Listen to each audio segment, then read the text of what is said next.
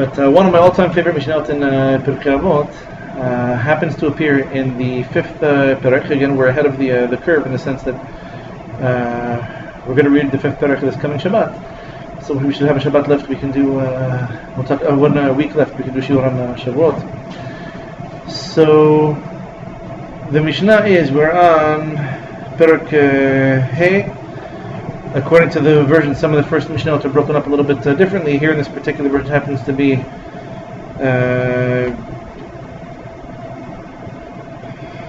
well, they run it as one Mishnah. So here it's technically Mishnah Het. So Shiva Devarim Begolem v'Shiva Bechacham. Right? Golem, we'll talk about this word Golem. It's the first and only time that word appears in Pirkei Avot, by the way. And for that matter, it doesn't appear. Maybe there's one other place in the entire Mishnah that it appears as a concept. Golem, right? We'll talk about what exactly that means, what it refers to. Normally, when we think of a Chacham, what's the opposite of a Chacham? And this is Rav Ashkenazi right out of the gate. I won't even start the Mishnah. You're talking to me about a Chacham. You tell me the Chacham can be compared and contrasted with what? With an idiot, with an imbecile. Yeah. Or someone who doesn't know an Amaretz, no?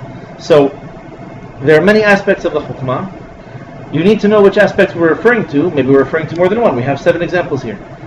But you're contrasting the Chacham to what? If you're comparing the Chacham to someone who makes stupid decisions, call him a Tipesh. Tipesh, Tafash Libam. We have such expressions, and it appears in Tehillim, it appears in Mishlei. It's a perfectly kosher word. You're describing a state, you're describing someone. Call him a Tipesh if you have to. We have Chacham as opposed to someone who hasn't learned anything. Not fair to call him a tipesh. Maybe he didn't benefit from a Jewish education. Maybe he was an orphan. Maybe he grew up in the shluch. Maybe he's Canadian. So the opposite of someone who's learned would be what we would typically refer to as an Am Haaretz. You never heard of an Am Haaretz? The expression doesn't appear in the Mishnah. Am Haaretz, it appears everywhere. Am Haaretz literally means the nation of the land, meaning simple people who live in the land, not necessarily erudite in spiritual terms. We have the Chacham, where we tend to interpret his Chokhmah in a positive light, which is not necessarily accurate on our part, because we have Psukim in the Navi like Wanashim Chachamim Hem Lehare'a. We have people who are wise and they use their wisdom for evil. So Qurah would be an example of someone, or Bilam, someone who has wisdom, someone who has knowledge, someone who knows how certain non-physical things work. To call him the opposite of a Chacham is not fair. We can call him something else. We can call him Ewil, right? Evil. We can call him I never realized the Aleph Waw Yod Lamed, right? Because there's no Va in Latin that the Italians and the Germans introduced. It's probably the Italians through the Goths conquered Rome afterwards. But in Latin you have a U, which is really a Waw. The U and the V is the same. It's a consonant. It's a consonant and a vowel, just like the Waw. The U was added afterwards, I guess. The U was added from Germanic language to distinguish between what they would use as a Va or a Fa, depending on the time period, the V. So, right, it's funny. U is a Germanic letter. Latin didn't have one. Had a V. Anyway, so either he's an Ewil or he's a Kesil. Kesil doesn't mean that he's stupid. Kesil means that he's knowledgeable but wicked, mischievous. He uses his knowledge for the wrong things. And why not Rasha simply? Do you understand in the Seder, right, Leila Seder, the Haggadah of Pesach, that Rasha is the opposite of the Chacham? No, but he's not necessarily dumb, but he just doesn't want to. So the Tam is a simple guy. Yeah. Good, bad, it's almost not even shayach to associate value to him. He's a simple guy. Maybe he doesn't know, he's not very sophisticated, maybe he never learned, but he's simple, he's naive, it's hard to, And Oda Lishol is the one who doesn't even know how to ask. Again, he's not even at the point where he's made value decisions, The Rasha, if you look at the Haggadah, the answer that we give him is a pretty sophisticated one. We're assuming a certain degree of chokhmah by him. And it's interesting. Then the question becomes not, I know why he's a Rasha. He's a Rasha because he knows better and he chose this way.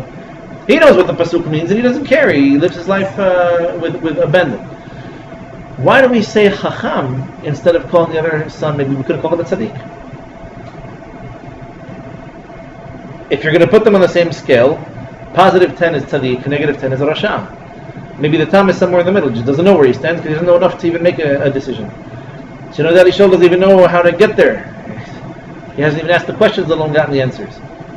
But if you're opposing them, it seems like the Chacham, in that particular case, in that schema, has some positive associated with him. He's Chacham and he's on the right path, and the Rasha isn't identified by how much he knows, he's identified by what he does with it, which we will come back to. That's a very relevant point.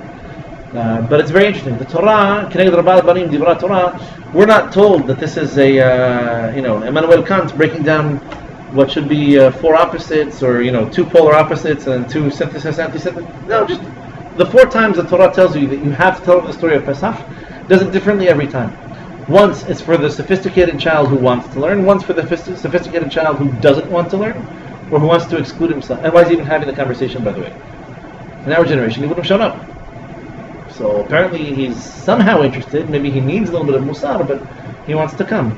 Then you have the Tam, he just asks you mazeh, like mazot, what is this thing? What's not a very detailed question. And there's one time where you initiate the discussion, so he doesn't even ask the question, and you have to give him an appetite, and then you have to satiate it. But it's very bizarre that the Mishnah compares and contrasts a Chacham with a Golem. Okay? If we were to ask Rav Ashkenazi, or for that matter Rav Ravi, we can still ask, how would he define the Chacham in this? Because the Chacham has all of those aspects to him. In this particular scenario, it seems like we're talking about Chokhmah in terms of wisdom, experience, maybe sophistication would be a nice way to put it. And the Golem would therefore represent the opposite.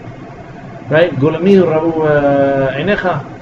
So as a pasuk, Eov uses this term. So Galum is something unrefined, like unprocessed. So a big block of marble is unrefined or unprocessed. It's just raw material. So in Hebrew, Chomer Gelem is raw material. It's something that hasn't yet been shaped. It could assume a value later, but it's missing a main component right now. But the story about God afterwards is not interpreted as like a body that doesn't have willpower or decision-making power, and then it depends on what you do. Steven, in a way, it's comprehension in a way that has a very specific function and all that ability to process and think about things. So we'll discuss. I'm assuming the Golem that you're referring to is the Maharal Miprag. And that story, it works. It fits the description that we're familiar with. But the Gemara talks about actual Golem that they made already then. Now, it's much easier to describe what we know for a fact Chazal not only referred to but interacted with, as opposed to referring to something there that was maybe, if he did do it, and it seems like he might have, the Maharal, it was very much under wraps. In other words, he disposed of it in a certain way. I mentioned the story. We'll bring it up. It's out there. Anyhow, so I'm bringing that up.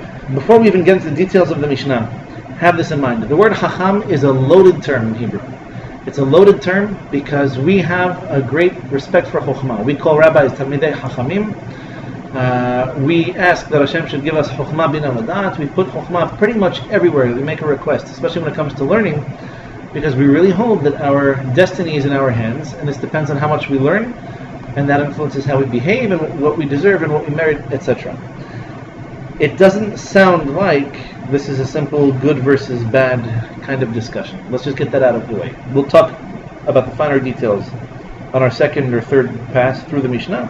That's not what we're talking about now. Shiva devarim bagolem u'shiva bechacham. So there are 7 things about a golem, and there are 7 things about a chacham. And here I'm assuming we're talking about people. Let's talk about the golem a little bit later, the one that we're more familiar with.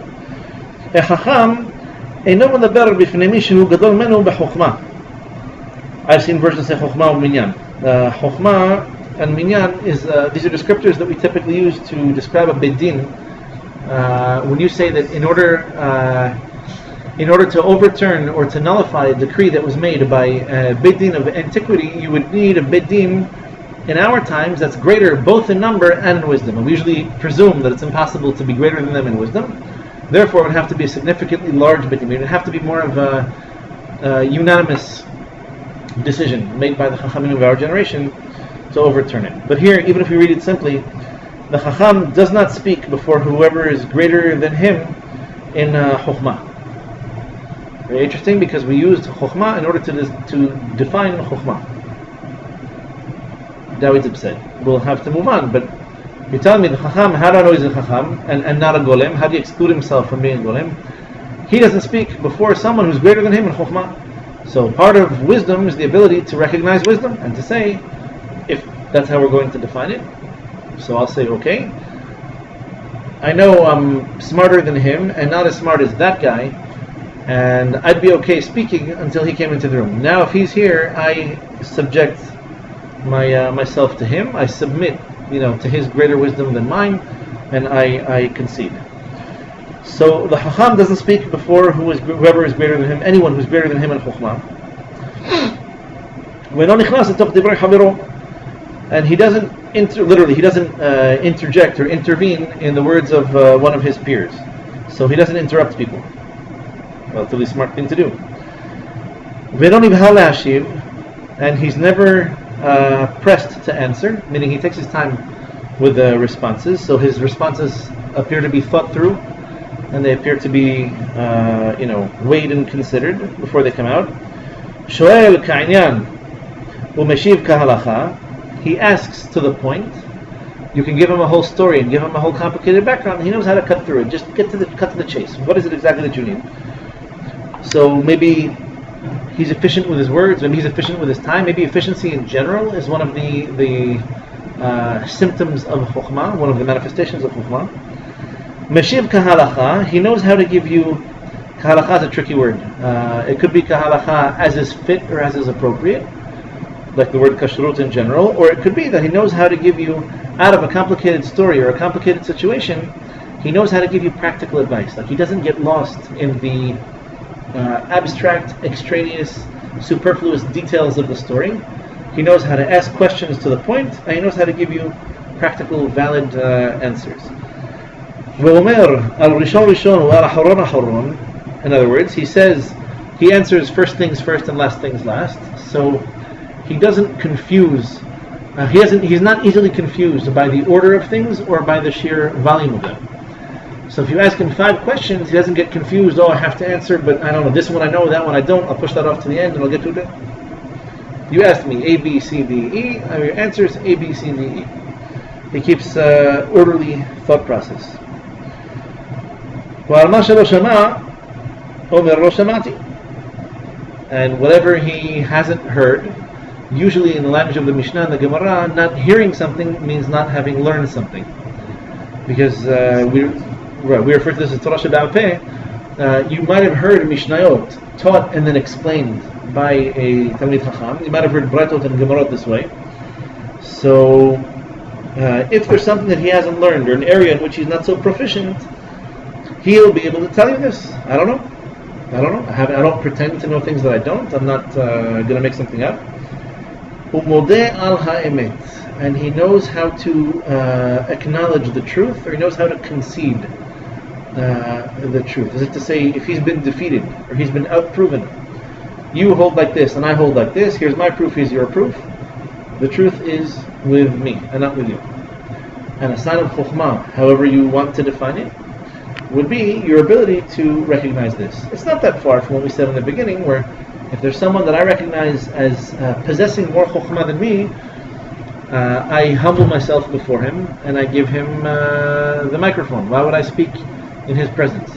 So I acknowledge, I recognize superior Chokhmah to mine. And so if you manage to defeat me in a debate or in a discussion, then I acknowledge that you must have out-chokhmah'd me, and therefore I connect. The truth is with you. I thought this way, you thought that way, that's fine. That works, that's perfect. V'chilufehen begolem. Okay, we don't spend much time talking about the golem. All we do is assume the golem is the 1 over 1 minus chacham. There's always an inverse proportion going on between the two of them. Whatever the chacham does, the golem doesn't. Whatever the golem does, the chacham doesn't. We assume the golem to be the exact opposite. So, let's pretend we didn't go through this introduction and we're trying to define chokhmah based on the items that are present in the Mishnah. Right? We used to have to do this in terms of reading comprehension. They would give you a reading comprehension topic. I don't know if they did this in Europe, in America. Back in the day, we had to come up with answers where you read about a passage that's something that you generally haven't seen before, you don't know anything about, and you have to infer from the descriptions and from the words that are spoken back and forth what it is that you're talking about. I don't know what a chacham is, and I don't know what chokhmah is. What do I know? I know that a chacham is humble, he recognizes superior chokhmah. I know that a chacham seems to be polite if he doesn't interject, he doesn't interrupt other people. He Eno nivhal la'ashiv means he seems calm, collected, so he's not anxious or nervous. Maybe so that's almost like a confidence thing. Maybe chokhmah has to do with confidence, or maybe chokhmah imparts confidence. Shoel ka'inyan u'mashiv ka'halacha. He's not easily confused, the chacham. He's not easily confused. Maybe it's a degree of intellectual maturity, or maybe it's a function of sophistication. When I'm bombarded with inputs, I know how to rank them in order of priority. This is important, this is not, this is germane to the discussion, this is ancillary or altogether unnecessary. So I process information in such a way that I stay focused on what it is that I need, the task at hand. So I can ask, poignant questions, and I can give you answers that really get to the bottom of things. I see where you're going with this. Let me just here's the answer you're looking for. So bottom line, we talk more about his midot than what he learned. Correct. We're describing chokhmah as an institution. Not, in other words, because the defining characteristics of chokhmah, as opposed to comparing. Well, you see, it's inevitable.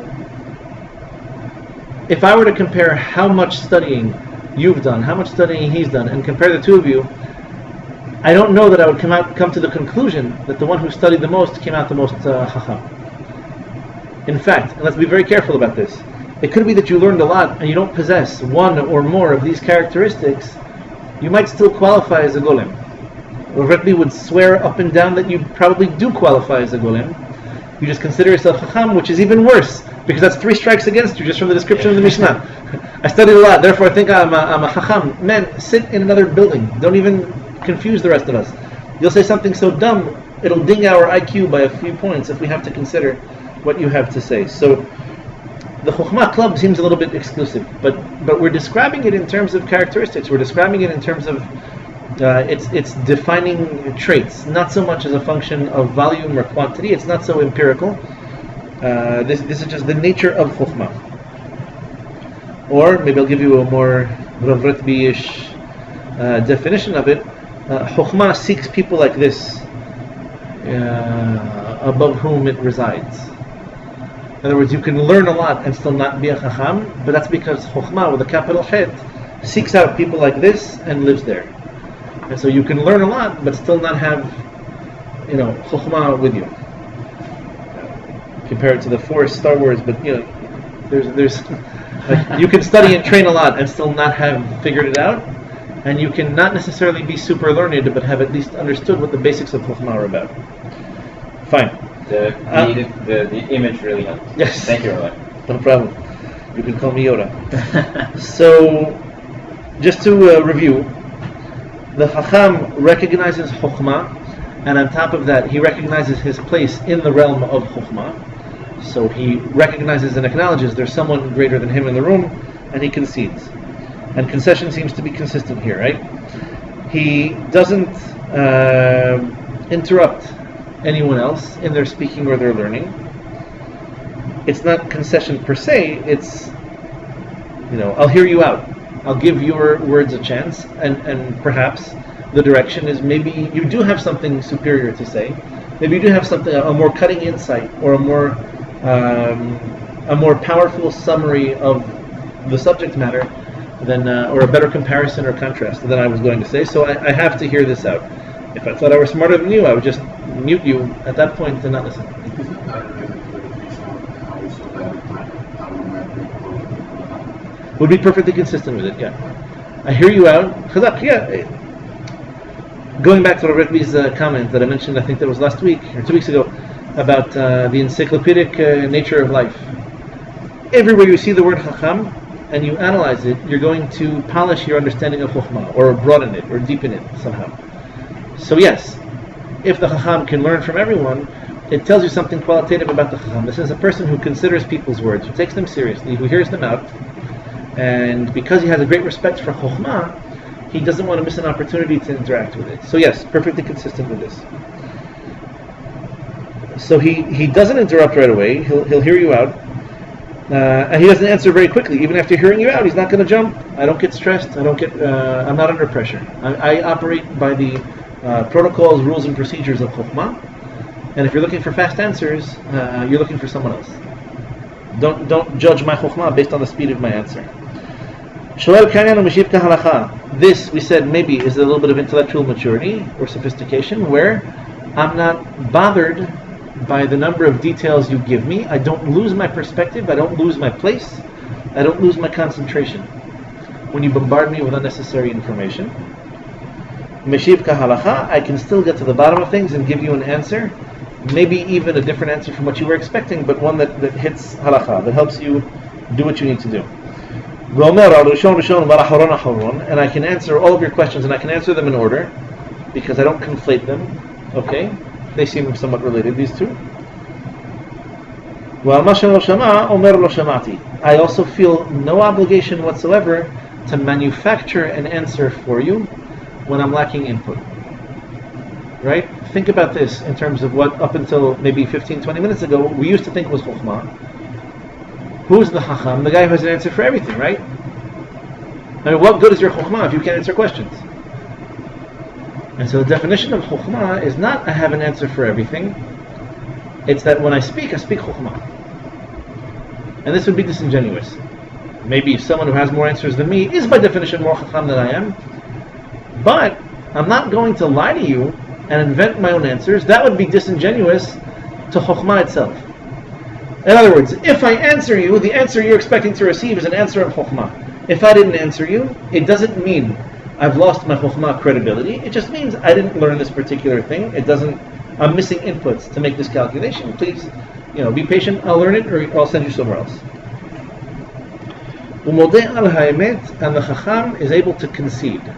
This, to me, is the trump card. This is, even if you've gone through your processes, even if you've studied, you've abided by all the rules, all the regulations, all the protocols, you might have come up with an answer that seemed to you to speak the truth of the Chokhmah, and you still might encounter, now or at some point in the future, someone who has an answer that's more Chacham than yours. Someone whose process was superior to yours, or whose proofs, or comparisons, or contrasts were more compelling than yours, and therefore that individual will be more Chacham than you. We can kind of reduce this list, these 7. There's some similarities here. Just like I wouldn't speak in front of someone who's more Chacham than me. There's a lot of humility, for sure. Humility, for sure. So, well, yes and no. Yes and no. In the sense that we'll get there. We'll get there. It's a discussion we need to have. Because in the first one says he doesn't speak in front of somebody who he's not able to understand who's at the top. But at the same time, it means that if you know that person is not having to speak about it, you can actually speak. Correct. So you need to be aware that But in that case, Anava is not just that you're humble in front of everybody. It's that you know exactly, you have a perfect self-awareness. Maybe it's not for me in my Chokhmah that I'm fighting, it's for Chokhmah with a capital Chet. So I might, for example, have a student, or for that matter a child, who has a higher IQ than me, and he still needs to be put in his place. There's still things he needs to learn, things he needs to understand. There's still, have this problem. He might he might technically be more inquisitive. He might technically be more facile and more capable at answering certain questions. It's not to say that he's more of a chacham. He might be interested in becoming chacham on his way, but that's misleading. That's misleading. There happens to be a very Rav Rebbe would call this childish. There's a very childish understanding of chokhmah in our generation, just like there's a childish understanding of beauty, a childish understanding of just about every good, positive, or even negative midah for that matter. We talked about this by the chacham, the ashir, the gibor. We like to think of chokhmah in an almost destructive way. Rav Rebbe, for some reason, I guess because he grew up in France, he liked the Bet Noir concept. He liked the European psychotic, psycho-artistic mentality, how everything good is really bad when you look at it. So famous examples of this would be Love and Dracula, right? You're a vampire. Love, it's so strong that it hurts, and it's almost deadly, but you live for it, and then it kills you, so you have to infect someone else. That's Christian. Right, very much so. Passion, right? Suffering. If it hurts, it's working. Yeah. You know, your medicine tastes bad. It's time that you know it's working. If you Something love is someone, good, it's necessarily a sin. yeah. So first of all, by definition, too much of a good thing is sin by its definition. But there's also this concept that he suffered, I have to as well. It has to hurt, or it's not right. I love this girl, but it's too good. I have to find a problem with her, otherwise it's just like Gan Eden. That's the opposite side. Beautiful expression in Yiddish, and I have to tell you, I'm a big fan of linguistics and expressions. Say what you will about Ashkenazi food. Yiddish has some great expressions to it. There's an expression they use when someone's making complaints, like the guy's living in Gan Eden and he's complaining about it.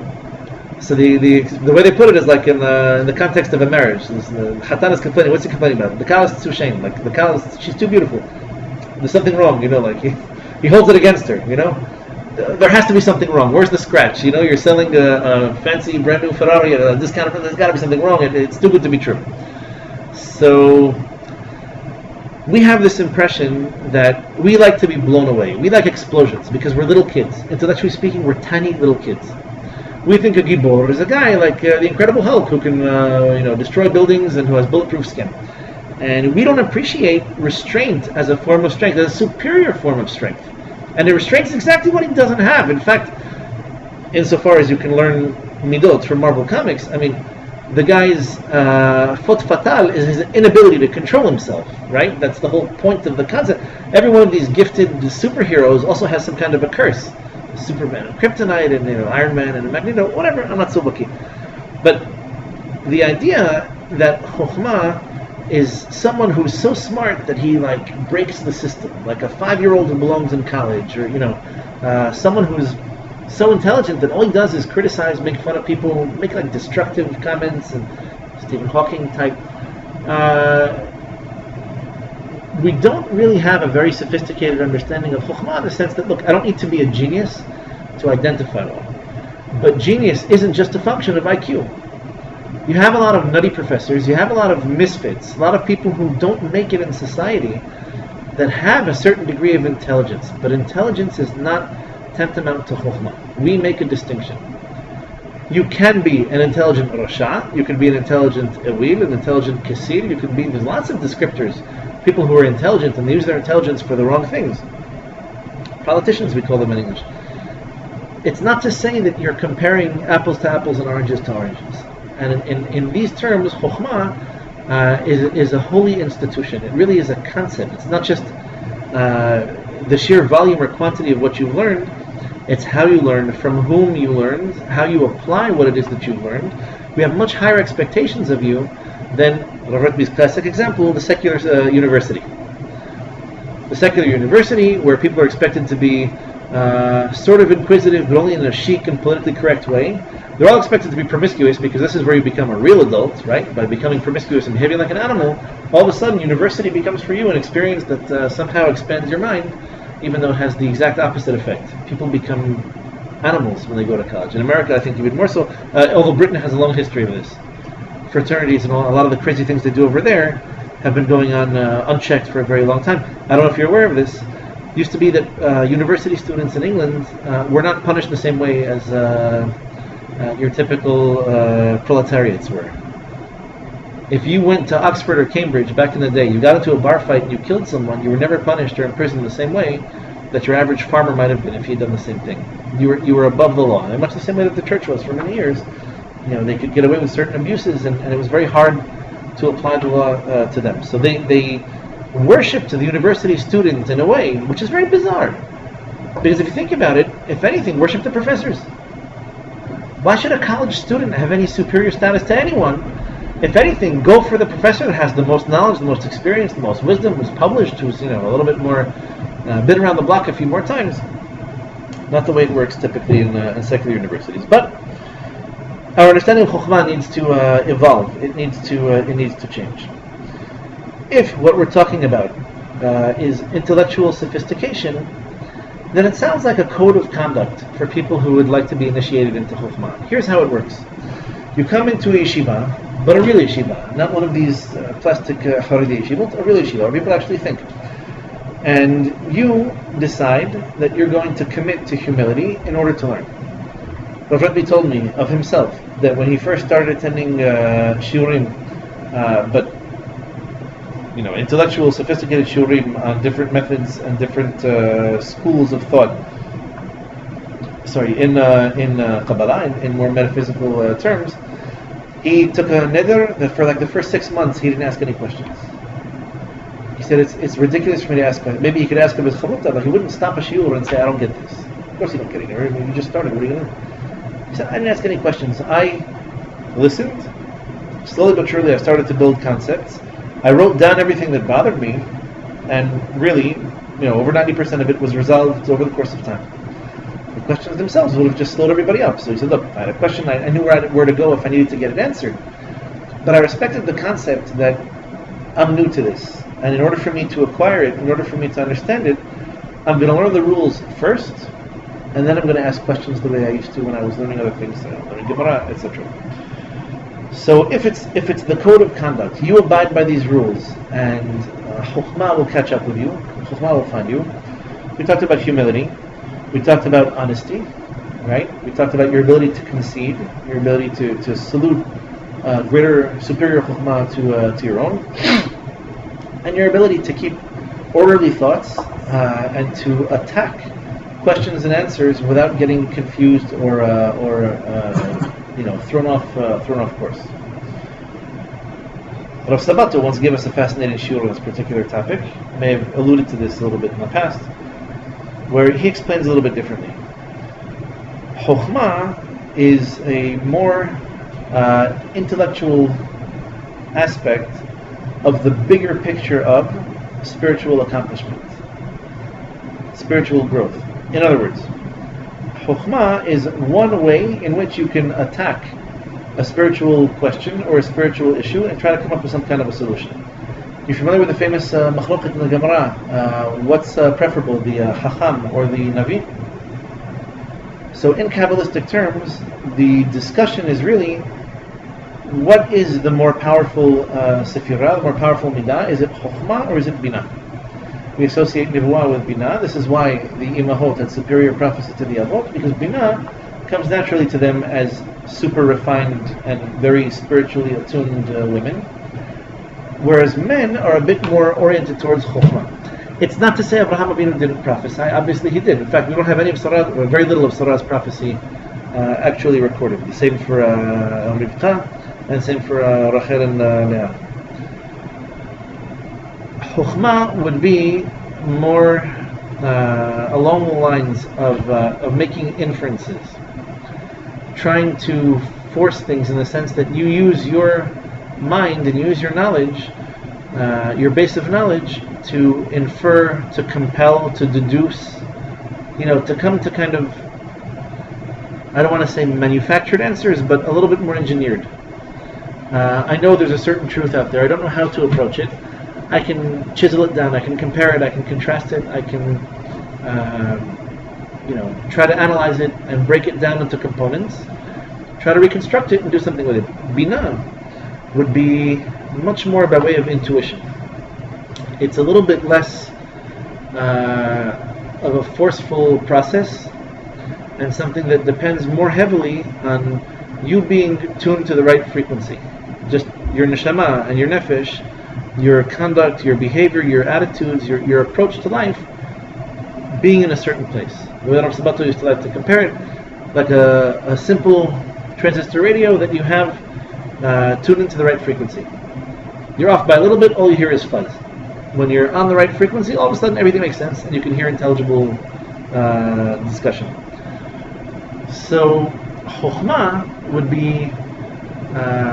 would depend more heavily on our ability to analyze things and our ability to kind of make sense out of them and to manipulate them a little bit. Whereas Binah would be more your ability to, arrive at a certain truth, a certain intuition, a certain feeling, a certain conviction. And the cleaner either pipe is, so to speak, the purer your Chokhmah or the purer your Binah, the more clearly your prophecy comes through. And you can prophesy in more than one way. It's not happened to be the case by the matriarchs. Their prophecy was higher, but Moshe Rabbeinu's was higher than theirs. So, as far as we can tell, it's not. He wasn't limited by his lack of Binah in any way that we're familiar with. Rav Sabato would explain like this. He explained this entire Mishnah in Kabbalistic terms. And here he'll say, look, the Mishnah wasn't comparing intelligence and a lack of intelligence. And for that matter, it wasn't comparing sophistication with a lack of sophistication. Here the Mishnah is telling you that you have what's called Chokhmah, which we can call more refined, more intellectual sophistication, and that approach towards to Torah. Whereas the Golem represents material in a more raw state, less refined, less adulterated, less manipulated, not less valid. When we describe a Golem in the Gemara, and let's leave the Maharani Prague for now, in Masechet Sanhedrin, at the end of the 3rd chapter, the Gemara says that Shabbat afternoon, this is after Chatzot, so after Shachrit, Musaf, Sulat Shachrit, on Shabbat afternoon, the Emoraim used to learn from Sefer Yetzirah. It's in the Gemara. Sefer Yetzirah is an ancient Sefer, it's been written before the Zohar. And they would practice making golmim. Apparently it's mutar to create people on Shabbat. You can't smoke cigarettes, but you can make people if you want. It's one of those things, just I guess when you get to a certain level, you're less hindered by, some of the seeming contradictions. So they used to create golmim, and they would kind of destroy them. They would throw them in a pile. Because you practice making people. This is what, how else would you pass the days before TV and YouTube? Shabbat, you're sitting there patiently. You want to reach the highest spiritual level that you possibly can, so you learn the deepest material possible. Shabbat afternoon, you've already been through the night, you've been through the morning, and it's one of these desires that's supposed to come naturally, that you want to just make people and be like God. So the Amoraim lived like this, and they created people, and they would try to talk to them, and they could tell some. It's like if you made a golem that wasn't very successful, it couldn't even talk, which is cute for beginners, Like my first few came out that way. Then you learn the deeper details of it, you get a little bit more sophisticated, and you put together golem that have more faculties, more abilities than the first ones. I guess that's normal. Anything you do, the more you do, the more proficient you become. You got a question? Yeah, what would be the point of creating a golem? Why would you not want to create a golem? I hate to answer a question with a question. But no, it's a science experiment. It's fun, but let's find something more productive with it. Well, it actually not so clear from the Gemara that it actually had a function. In this case, I'm sure they could have been used for other things, but it doesn't sound like they were making them. There's a question if they can count for a minyan. I mean, right. That would be helpful. This would be helpful. So, why do people work out? People like to go biking, and they like to lift weights. I mean, you're taking your body to the limits, right? A workout is supposed to be this way. By definition, if you're building muscle mass, or if you're increasing muscle tone, you're applying tension to your muscles, to the tendons, the ligaments, to the bones, and it makes them all stronger. But it makes them stronger because you get these little tears in them, and then they heal, and that's why the muscles get a little bit bigger, because it adds, cells on top of cells. Your bones get more dense. Your muscles are pulling on them from both sides, and it increases the density of your bones and your muscles. You're taking your body to a higher level every time, or at least you're maintaining a certain level, but it's the same process. Like, you don't work out for a day or two, and then in order to get back to where you were already, you have to invest effort. And there are people who are a little bit more driven to take their body to further limits, and they become professional athletes or Olympians, or they run marathons, or whatever it is. They bike, however many miles. Tour de France, they take drugs. So, pushing your body to the limits, and your liver and kidneys as well, it's appealing to people. So, okay, maybe when I was younger I used to think this was just an idiotic kind of pursuit. I get it, though. I get that there are certain things that you can accomplish that you can feel good about, and the more accomplished you become, the thirstier you become for accomplishment. Fine, it's a physical example. In spiritual terms, right? If I'm studying Torah and I have a great appreciation for the Creator, and the more I learn, the more I appreciate His creation, I'm driven to take my nefesh, my ruach, my neshama to the limits. And so I want to constantly do more and do better and operate more efficiently. And if my understanding of, the garden variety human can be improved by practicing making them and getting better and better at that, maybe, there's more that I could do.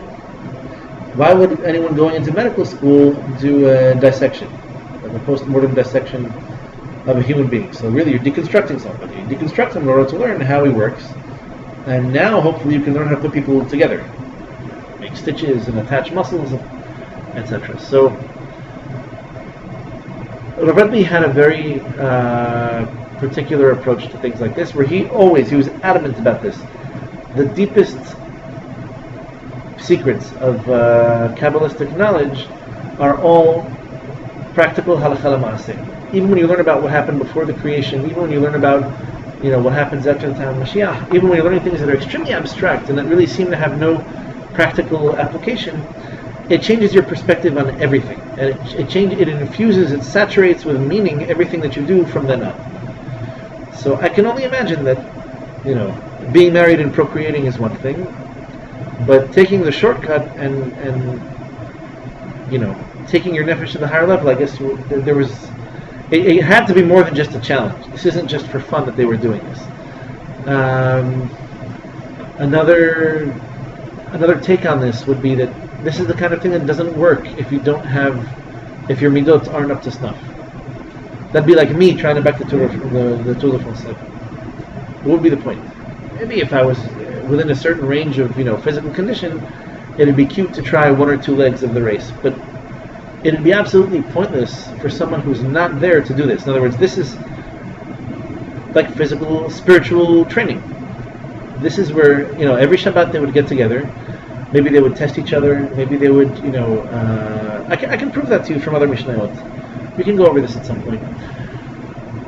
Maybe there was a point, a practical application to them having these things on their fingertips, and not only knowing about them or that they're possible, but achieving a certain degree of fluency in them. It might be something you may need to do one day. It might be the kind of thing that you just, maybe they were doing things that were even wilder than this in our eyes, and they just didn't write about it. I think it's pretty impressive that you can create people out of dirt, but what do I know? Maybe there was more to it. So for sure there were other reasons they were doing this. But your nefesh has to be in a certain place in order to even be considered. I mean, they themselves could see through you. They wouldn't have admitted you to the group if they didn't think you were capable of it. So that's what we should do in order to increase participation in the Shilishit and we start creating Golem, like walk around beating up the guys that don't come. So Sabato explained like this. He would say, look, when we say Golem, what we mean is they created people out of raw material, but the people themselves were unrefined. In other words, they were lacking certain things. It's a very bad example, and I probably shouldn't use it, but I'm throwing caution to the wind, and I'm going to. Think of, just for comparison's sake, people on the autistic spectrum. That's probably as close as you're going to get. If you ever interacted with someone like this, it's probably as close as you're going to get to appreciating what a golem is like without a real or fully functional neshama to it. I don't mean in any way to disparage anyone who has, who's on the spectrum. It's obviously a great challenge. It's a terrible thing. But in terms of someone having a nefesh and just not getting certain things, not picking up on social cues, not being able to, make certain social connections or to draw conclusions or to read people, that might give you a bit of an understanding as to how a golem might look or function. You would say it looks and functions like a normal human being. I mean, they probably know how to more or less maintain themselves, but maybe certain things that are apparent, like not little, the IQ was like 85 instead of 100. Apparently there were certain things that just stuck out and that were a little bit off, a little bit different. Pretty much the kind of, in an example that is more closer to me, some kind of IT, artificial intelligence, like that would be not there yet. So it would not pick up on some of, those tests they make when you start talking to artificial intelligence, but it doesn't respond with the proper social cues or things like that. So you don't understand the problem. Back in the day, they used to, artificial intelligence was not walking into walls. Yeah. They had to design, machines or robots that knew not to walk into walls or to avoid them, or to walk in a straight line. So obviously the understanding has become more sophisticated. It's just funny that until you design it and until you run into these problems, you don't know to make patches. You patch it up there. Great robot, but he walks into walls and he falls down and he can't pick himself up. So, you learn to fix those things over time. So, the golem has all of the raw materials of a human being. It's not the material itself, that this dirt is for some reason not functioning the way it's supposed to. It's that the much harder part of creating a golem is infusing, injecting into it a fully functional, fully capable neshama.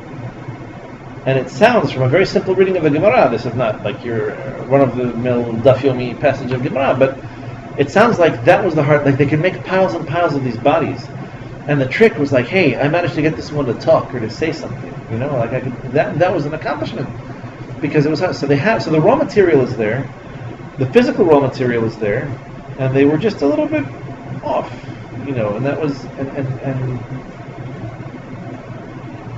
they had the physical strengths and the physical capacities of your average human being. Intellectually, they weren't there. Golem, in the sense of raw material, I was about to explain this Mishnah with a Kabbalistic twist. He said, the difference between Chokhmah and Bina, so let's say Chokhmah and more classical prophecy, or Ruach HaKodesh, divine inspiration, would be that the Chokhmah is very structured. And it has to be, because it operates according to certain rules. It's not considered Chacham to pull an answer out of thin air. It's not considered Chacham to build a response or a conclusion or a piece of advice or recommendation without any foundation to it, without any proof. So if Jan were to come and tell me, should I marry this girl Rivka? For me to say, absolutely, I don't know her, I don't know where she's from, I don't know her parents, I don't know her family, I don't know her background, oh, you're from your background, etc., is bizarre, right? No one would accuse me of being a chacham for saying. Now I would look like a genius if I'd recommended it, but that's post facto. No one, in fact, you wouldn't take such a person seriously, right? Unless, for whatever reason, this person were, let's say, known to achieve a certain degree of Ruach HaKodesh. At which point the chokhmah itself, in certain settings, becomes a little bit secondary to the Binah, which would be the more prophetic or the more intuitive connection to the truth. So, if you were to ask me, is it permissible on Shabbat to allude or indicate to a non-Jew that a child needs something? I mean, those are the types of questions you expect a chokhmah-based answer. Here's the rule: it's asur midrabanan, and because it's only midrabanan, it's mutar under this, that, or the other condition. And so if you can do it in such a way where in Fatkhila you avoid it, but the Amad it comes up, you can apply 1, 2, 3, ABC solutions, you can get somewhere. The Zohar HaKadosh does not function based on the same rules as the Talmud. It really doesn't. You have to learn a little bit in order to appreciate this, but you'll take my word for it. So how does the Zohar function? If the Gemara, for example, especially the Babylonian Talmud, the Talmud Bavli, it'll give you a Mishnah, it'll analyze it, it'll break it down, it'll try to figure out who's the author of the Mishnah if we don't have that already. If this is the author, how do we hold? Like the author or against the author? Which opinion of the Mishnah do we hold from?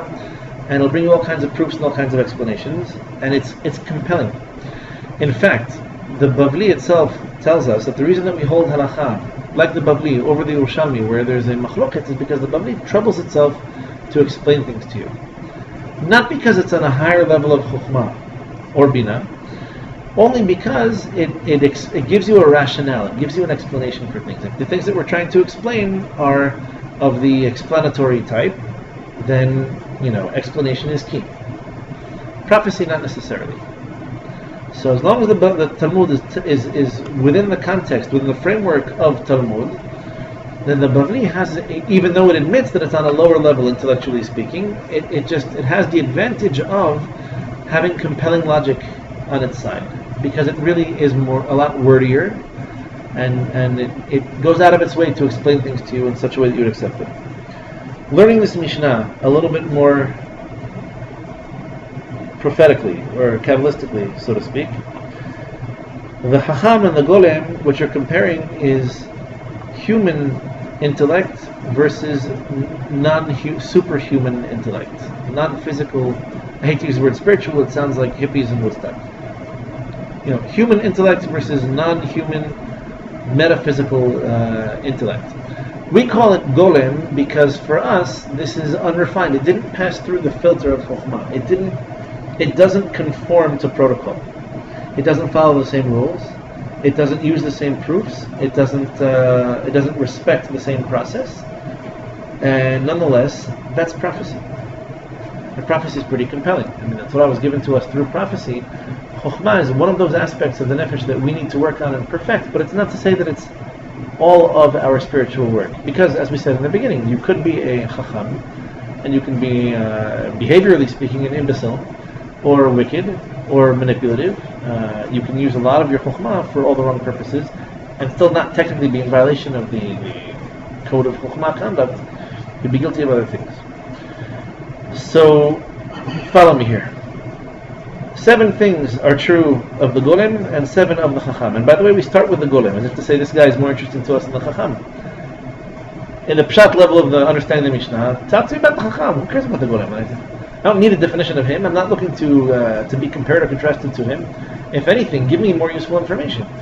The Mishnah opens on there are 7 things that are true of the golem and 7 things are true of the chacham. And without necessarily denigrating the one and promoting the other, let's read this a little bit more objectively. The Chacham will not speak or address in the presence of someone who is greater than him in Chokhmah. Normally we assume that someone who is older than you, or more learned, or who has spent more years learning than you have, is your Chokhmah superior.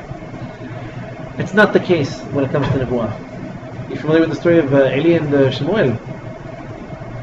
Shemuel Navi was lying down on the floor of the Mishkan, and he began to receive prophecy, and he was astonished because we're told that the word of Hashem was Yaqar. It's like a precious thing. Nobody had prophesied for years. We went almost 2 generations without a prophet, and a little bit more. And to him it was unbelievable that this 13-year-old kid or 14-year-old kid was prophesying where he had spent his entire life looking for a nebuah, and he couldn't achieve it. Maybe in terms of chokhmah, you could say Eli was the more learned, the more knowledgeable, the more experienced, etc. And here, Shemuel is prophesying where he can't. So Shemuel technically would be guilty of speaking in the presence of someone who is more chacham than he is. But he's not guilty of anything. He didn't do anything wrong. To put this another way, this rule does not apply to nebuah. I don't need to be old or young to receive nebuah. I don't need necessarily to be experienced. Maybe in certain things yes, in certain things no. I'm not obligated to respect your chokhmah if I have nebuah. So if I have prophecy on my side, on a national level, yes. On a national level, halakha will be made based on chokhmah and not on nebuah. And we can explain this also in Kabbalistic terms. Chokhmah has advantages to it. It's very hard to prove intuition. Okay? No Dayan was going to come tell Eliyahu Navi what he should do. On a national level, maybe Eliyahu Navi didn't teach us too many halachot. That wasn't his job. But on a personal, nishmatic level, come, I want to see someone tell Eliyahu what to do. Send him an email. Was that the reason why I think it's Shmuel who taught Eli, all right. techniques of disciplinary punishment, so eventually he doesn't punish.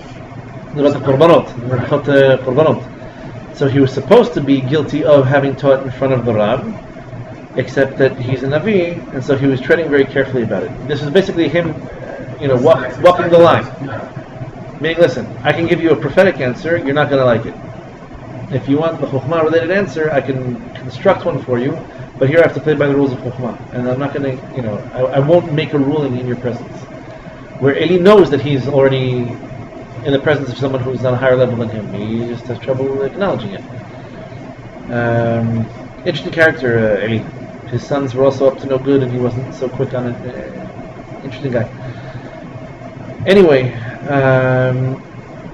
Binah doesn't play by the same rules. And there's no offense.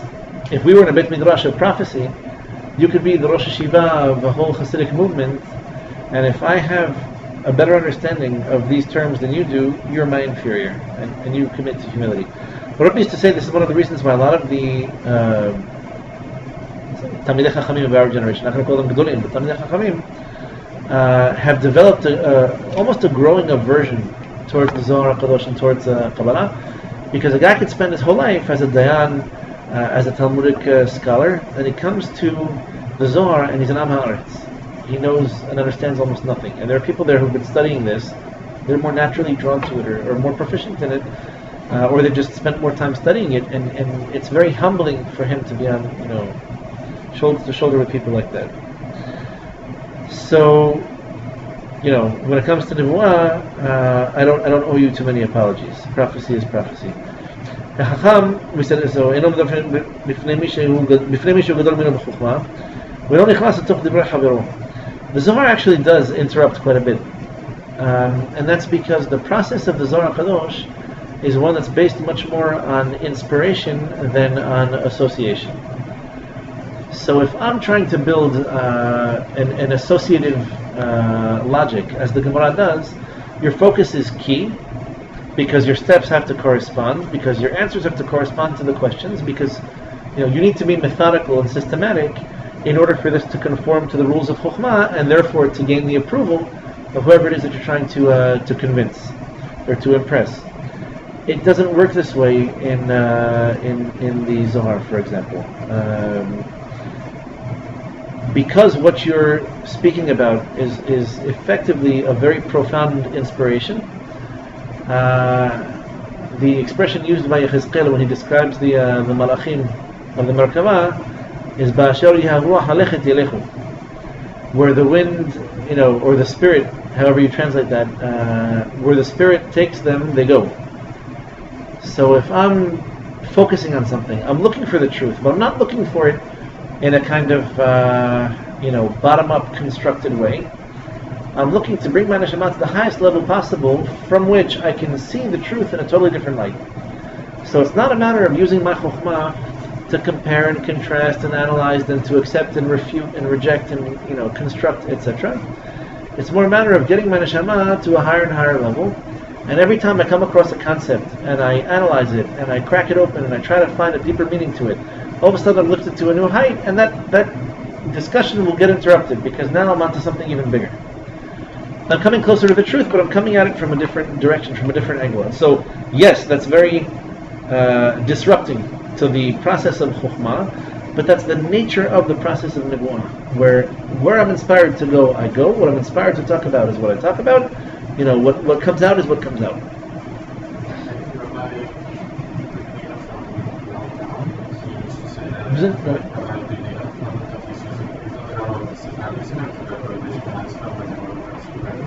Did you just...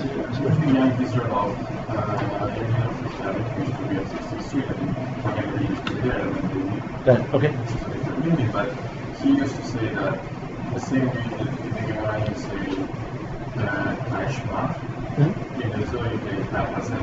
Correct. Because it's the difference between the learning experience, the Shema, like the Hazeh process, versus the Hazeh, which is more the inspiration of the process that comes through that we see. Right. Tashema is, I have something to teach you, and it needs to go through a lot of filters before you can accept it as truth. And when you're prophesying, Habibi, you know you're prophesying.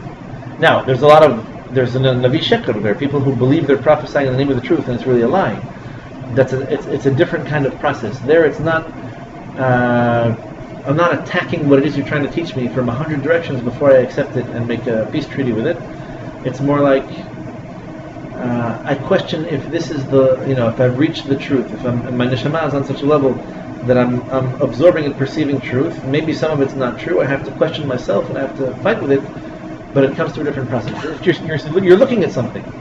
You have to decide. It's a much more vivid sensation than hearing something, having to filter it 100 times and put it through the ringer before you accept it. But this is true. There are a lot of famous drashot about the concept of Tashma and Tahazeh. It's basically it. Come here or come see. The Zohar doesn't trouble itself to explain things. It's not the purpose of the Zohar. In fact, if you need an explanation, it's probably a very good indicator you don't belong there. This would be, look, I'll have deal, but if I go to a PhD lecture on astrophysics, chances are there are questions that I would like to ask, and I could ask them, and I could get answers, and I could grow. I would just be completely out of time and out of place. I'd be wasting the entire setup. I mean, this is a discussion for people who understand certain things. They've tested and proven certain things. There's no need for them to be asking questions like this. If you're a beginner, you go where beginners go.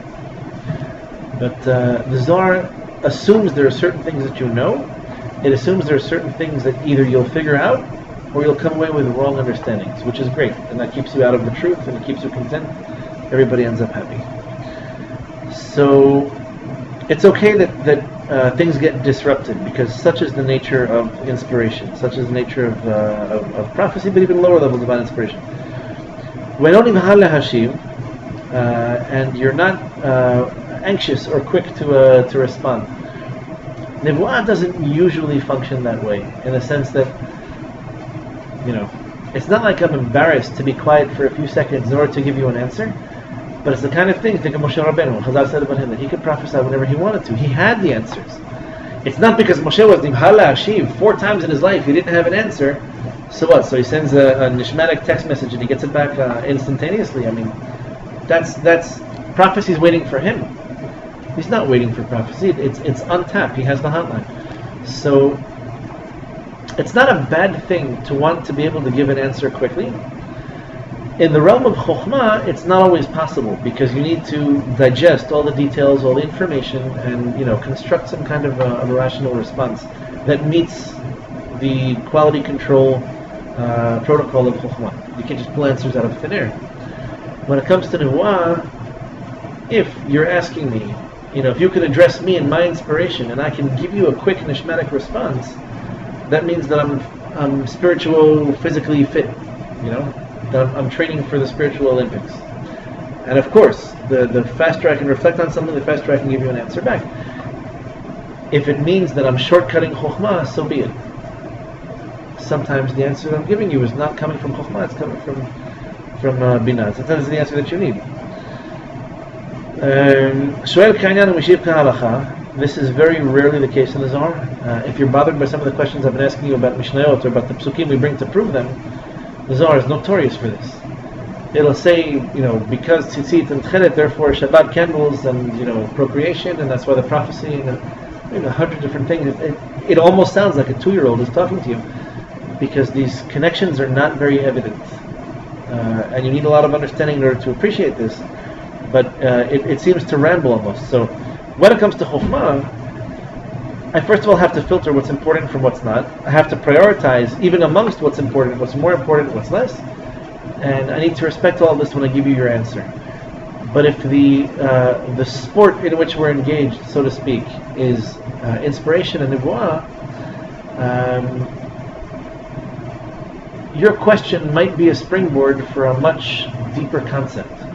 And I'm not going to pass up the opportunity to gain that depth and that enlightenment in order to answer what's otherwise a relatively shallow or superficial question.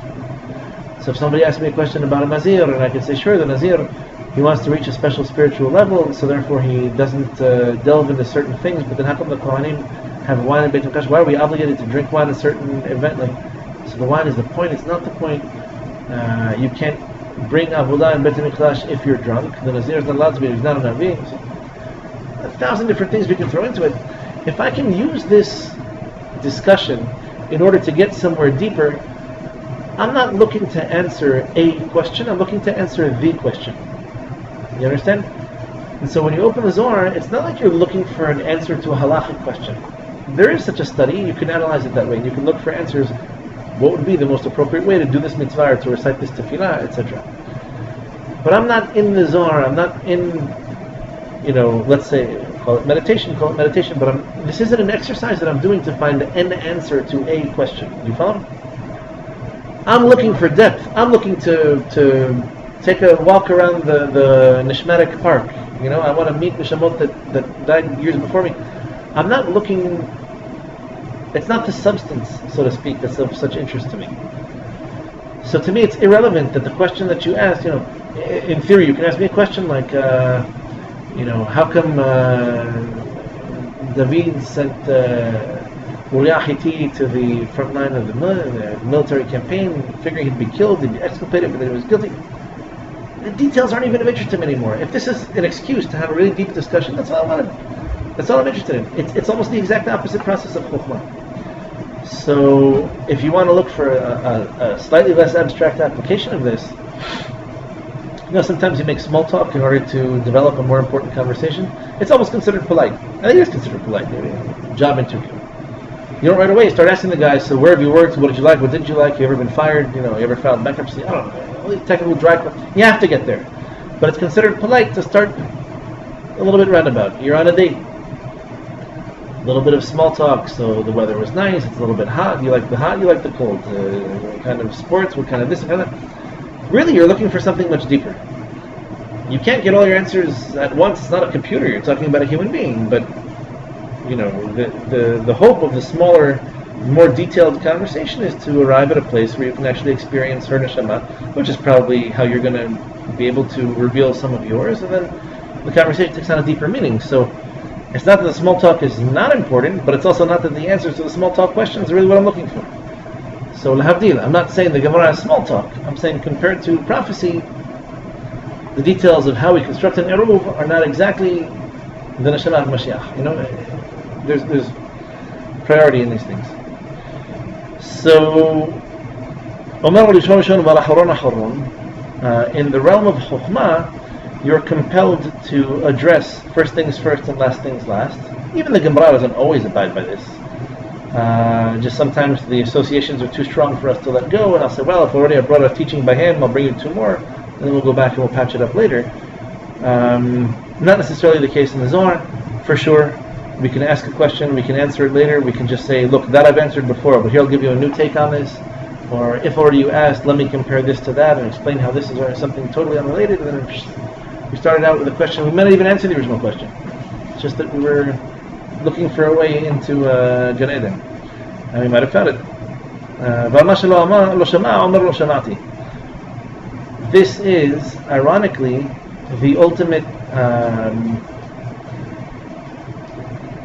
casualty of the world of Chokhmah, where if I want to answer a question, and you can ask a perfectly legitimate question, there's nowhere to run and there's nowhere to hide. I have to give you an answer. If I don't have the answer, or if I don't know the Chokhmah halachic process for arriving at a conclusion, I can concede I don't have it. In this way, I've at very least respected Chokhmah, and I haven't manipulated it or lied about it or abused it. In Nishmatic terminology, if there's something I never learned or something I don't know, then this thirst is supposed to keep me reflecting, keep me thinking. I'm supposed to constantly meditate on this, dwell on it. I go to sleep with this on my mind, I wake up with this on my mind, and the answer at some point kind of occurs to you. But the idea that there's something that you haven't learned and that therefore you don't have an answer for should probably be your next excuse to, spread your wings and fly. So it's not like I give you a cheap. Correct. In Chokhmah, I have to give you a halachic answer. In Nevuah, I don't owe you a halachic answer. You didn't come to me asking me halacha. We don't learn halacha from Nevi'im, and there are reasons for this, and this is very much why that's the case. That's not to say that, a real chacham. I remember a story I heard once. It was of Shalom Basas. Went to see Rabbi Tzimon Abba went to see Baba Chaki, Rabbi Yitzchak Abu Chatzira, the older brother of Baba Basari. He went to see him in Ramle, and the Baba Chaki said he was very tired, and he said to him, he asked him, "What is it that you're so upset about?" He said, "I'm learning Masechet Yevamot," and he said, "Man, there's this bomb of a question that I had that just the whole house of cards fell apart. I can't understand it." He said, "I've been up for 3 days and 3 nights, and I've been crying, literally crying that I can't understand this." And Rabbi Chaki asked him, and he answered the question. He explained to him something he learned when he was younger, and that he remembered it. It's a whole other story. But basically, what he's saying was that it almost didn't matter where he was in the Gemara. Masechet Yevamot. How often does Yibum come up? I mean, really. You have at least 2 brothers. One of them was married and he died without kids. He has to marry them. Like once in a generation, a question like this comes up. Halakha l'ma'aseh. A little bit more often, car accidents, whatever, military deaths, but it's very rare. But the thirst that he had, he was so bothered by it, he couldn't sleep. Not because it was practical, because there was a hole in his neshama, because this is the kind of thing even at the halachic level, he's supposed to have an answer for it. So much the more so that there's a deeper question here about what does this mean about the mitzvah, and how does this work out, and where do you go from here? So it's not to say you make up an answer when you don't have one. That neither discipline would ever tolerate. It's just that my response would be not, so it's true. I don't have an answer for this. I've actually never learned it. And I'm so bothered by this flaw, by this defect that you pointed out, this void in my limud, that this will preoccupy my existence until I find a way to solve it, or until I fill the void. Here the Rebbe Sabato will explain this last concept, is that model haemet means you're able to concede the truth. It's not that the Kabbalistically inclined or the more prophetically inclined are incapable of recognizing the truth. It's that the truth has so many different layers of meaning to it that what's true for you is not necessarily true for me. What's true in one place is not necessarily true in another. And therefore it's an exceedingly hard thing to do, to say this is right or that's wrong, or this is true and that's false. A couple of easy examples. I mean, literally on a silver platter, it's always asur for a Jew to have relations with a non-Jew, and therefore Esther was right, wrong, or somewhere in the middle. So, yeah. We have a mitzvah, you can't do this. You can't do it, it's asur, so it's asur. She did it, but it was asur, but she saved us, but it was wrong. Eliyahu Navi brings a korban outside of Beit HaMikdash, right? Right, wrong, somewhere in the middle. Discuss. If it weren't Eliyahu Navi, probably he would have burned up and disappeared. In this case, it happened to be the korban because he was doing it for different reasons. Does the Torah say if you have a super bombastic hydrogen bomb of a neshama that you can do whatever you want? No. Shlomo Melech proved that. He tried and he failed, but Eliyahu Navi it's just a different process. Can you learn halakha from Eliyahu Navi? No. Can you learn some really cool stories? Absolutely. Does this inspire you? Does it motivate you? I mean, sure. This is what life is like when you live in the world of Nevuah. So the mitzvot aren't true. These yisurim don't apply. It was right, it was wrong. It's a much more sophisticated understanding of the truth that what works for you might not work for everyone else. I'll give you a good example of this. It's a really good example. Sometimes I find good examples. The current Rosh Yeshiva of Yeshivat Beit Kobalim of Yisrael Abichai, family originally Indian. He was learning in Yeshivat Bar Kazarav.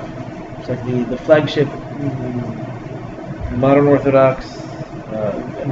Modern Orthodox in Israel is much more observant than it is here, but it's the flagship Orthodox Zionist institution in Israel.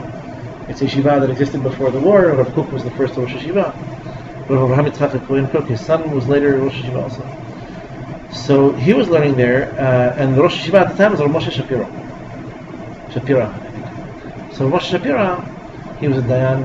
He was his upbringing was pretty heavily Haredi, but he happened to be ferocious on the topic of Eretz Yisrael and Tzionut, and he became the next Rosh Yeshiva. He passed away, I think, maybe 5-6 years ago. So Rav Avichai was very proficient in Gemara, very proficient in Halacha, and Rav Shapira was aware of this. And when he knew that he was already learning a little bit in Betem, most of the guys who would come to him and ask him for his advice, where should I go for yeshiva guha? Where should I go? What yeshiva is most suited for the kind of learning that I'm looking to do? He would give the guys advice. When it came to Rav Avichai, he said, I can't be your Rav. Your Rav is Rav Yehuda Meir Getz, who's then the Rosh Yeshiva of Yeshivat Betem. He said, you need to learn by him. It's not because he was deficient in Chokhmah, it's not because he couldn't hold his own in Yeshiva. His neshama needed to be in a certain place at a certain time. And that was his calling. I think in his early 40s he became the next Rosh Yeshiva, probably the youngest of anyone who's ever been, but this was a very a fascinating bit of guidance that he received from a Rav who was very heavily Pshat oriented, telling him, I've seen neshamot that, learn and study what I do, and this is not, I can't do this for you. You need to find the place that your neshama belongs in. Hashem sent you here for a particular reason, and that's where you need to be. So the reality is, we don't learn halacha from Nevi'im, and that we do have books, they're scriptures, they're considered holy, they were canonized as part of the Tanakh. It's not to say we have nothing to learn from them. We have everything to learn from them. In terms of their inspiration, in terms of their motivation, in terms of their courage, in terms of their ferocity, their devotion, their conviction. Halacha is learned differently, but the halacha of the neshama is more prophetic and inspirational in nature than what you can and can't do with your physical body. That's the difference. So they're both necessary, they're both important, they both function and operate according to rules. The rules, what the Mishnah is really coming to tell you, are as a matter of fact, mutually exclusive. Does that remind you, by the way, of anything you might have ever heard in terms of the body and the nefesh? Very, very famous statement on the part of the Rambam in Chod Deot, the introduction to the Mishneh Torah, where he says very plainly, Heres haguf binyan hanefesh, v'heres hanefesh binyan haguf. The construction of the nefesh, the building up of the nefesh, means the destruction of the physical body, and building up the physical body leads to the destruction of the nefesh. That's to say, they're mutually exclusive of each other. You can study, you can learn, you can fast, you can live a life of poverty. It won't benefit your physical body.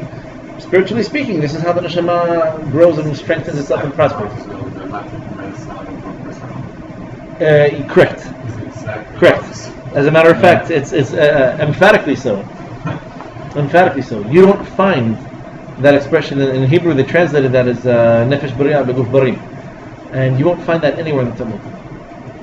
You'll find pieces of advice like how to eat, what to avoid, what not to, overindulge in, etc. But that's not. Since when is our job putting out Olympic weightlifters? Who's interested in this? But didn't the you want to live the physical exercise at least to keep your body somehow healthy? Because if you die, it's very hard to prophesy. It's easy, but it's hard to relate your prophecy to other people. You can lead certain movements, but you can't. So I'm not going to go there. But it becomes very difficult to function and to operate. So there's always a balance. Ramban, if you look at his medical advice, by the way, most of it is geared around not dying. I mean, it's basically how to stay healthy enough to do your mitzvot, and efficient. He's not a big fan of people eating too much or drinking too much. He'll tell you which foods are good to avoid, which ones are good to make a regular part of your diet, but not because he spent half of his day lifting weights or weight, calisthenics. It wasn't what he did.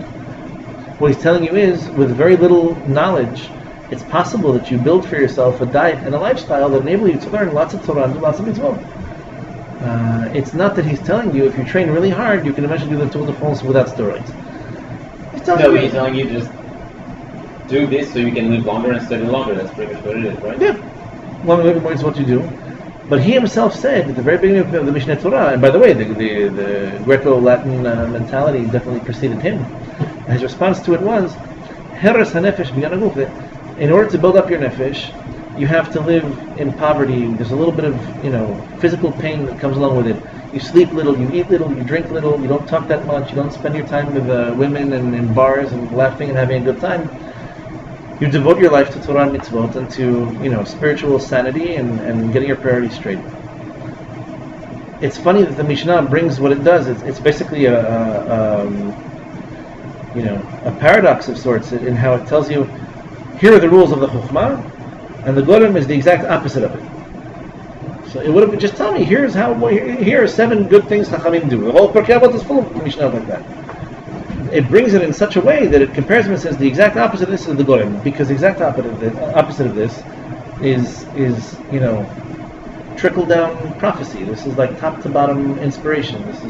It just works the opposite way. It's your neshama receiving a message from Olam HaEmet and your ability to understand and to make sense of it, as opposed to reading something from a sefer and trying to refine it in such a way that you can bring this with you, into Olam HaEmet. So both processes are necessary. They are somewhat mutually exclusive. They just, function so differently that you have to devote some time to this and some time to that. Otherwise, you're not getting lost. Or at least to point out, it's possible to go crazy from the pshat too. You don't have to blame the Zohar for everybody's spiritual insanity. There are people who come up with crazy chumrot, crazy kurot, crazy hashkafot. It's because they're out of balance, not because of the subject matter itself. But it's a topic for another time. So, you guys will meet next week.